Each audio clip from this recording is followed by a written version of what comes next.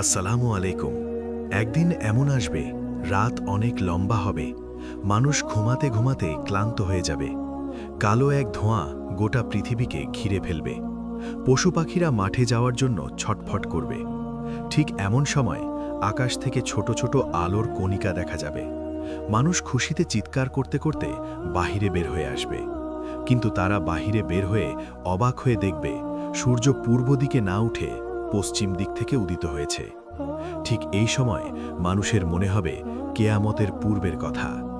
আল্লাহ রাব্বুল আলামিন যে কেয়ামতের কথা পবিত্র কোরআনে বলেছেন, মানুষ দৌড়ে গিয়ে পবিত্র কোরআন খুলবে। খুলে দেখবে পবিত্র কোরআন থেকে অক্ষরগুলিকে উঠিয়ে নেওয়া হয়েছে। সেখানে শুধু সাদা পৃষ্ঠাগুলি পড়ে আছে।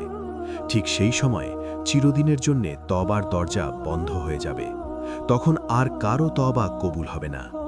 এ সময় গোটা দুনিয়াতে এক ধরনের ঠান্ডা বাতাস প্রবাহিত হবে। সাথে সাথে গোটা দুনিয়াতে থাকা সকল মুমিন এবং নেককার বান্দাদের রূহ কবজ করে নেওয়া হবে। ঠান্ডা বাতাসে রূহ কবজ করার সময় তাদের কোনো কষ্টও হবে না, তারা বুঝতেও পারবে না, তারা টেরও পাবে না। এরপর দুনিয়াতে শুধু থেকে যাবে গুনাহগার, কাফের এবং মুশরিকেরা। এরপর আল্লাহ তাআলার নির্দেশে ইসরাফিল আলাইহিস সালাম সিংহায় প্রথমবারের মতো ফুৎকার দিবেন। প্রথম ফুৎকারে গোটা দুনিয়া কেঁপে উঠবে, ভূমিকম্প হবে। এমন প্রবয়নকরী ভূমিকম্প হবে যে গোটা দুনিয়াতে থাকা সমস্ত মানুষ মারা যাবে, সমস্ত জীবজন্তু মারা যাবে, আসমানের তারাগুলি ভেঙে ভেঙে পড়বে, জমিন ফেটে যাবে, সমুদ্র, সাগর, মহাসাগরের পানিগুলি আগুনে পরিণত হবে। পৃথিবীকে নিঃশেষ করে দেওয়ার পর এমত অবস্থায় কতদিন থাকবে আল্লাহ তাআলা সেটা ভালো জানেন। এরপর আল্লাহ তাআলা বলবেন, আজকের ক্ষমতার মালিক কে? আজকের ক্ষমতা কার? হে সাগর, তোমার বড় বড় ঢেউগুলি কোথায়? হে পাহাড়, তোমার উচ্চতা কোথায়? হে আকাশ, তোমার বিশালতা কোথায়?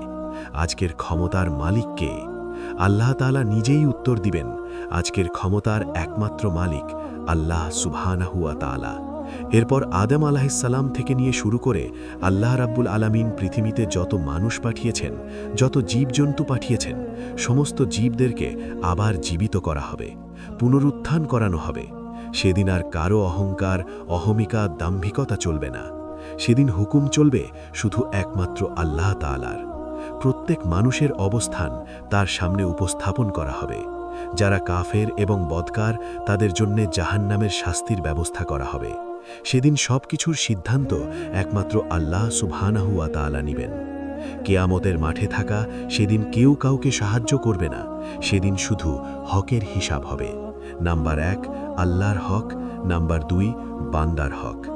আল্লাহ রাব্বুল আলামিন বান্দার কাছ থেকে রবের হক বুঝে নেবেন এবং মানুষের কাছ থেকে বান্দার হক বুঝে নেবেন।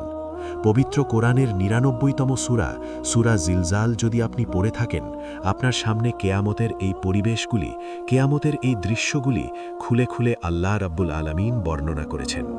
আপনার কাছে মনে হবে আপনার সামনে উপস্থাপন করা হয়েছে এটি। অবশ্যই পড়বেন সূরা জিলজাল, পবিত্র কোরআনের ৯৯তম সূরা। আল্লাহ রাব্বুল আলামিন আমাদের সকলকে কেয়ামতের পূর্বে সকল ধরনের ফিতনা থেকে বেঁচে থাকার তৌফিক দান করুন। আমিন।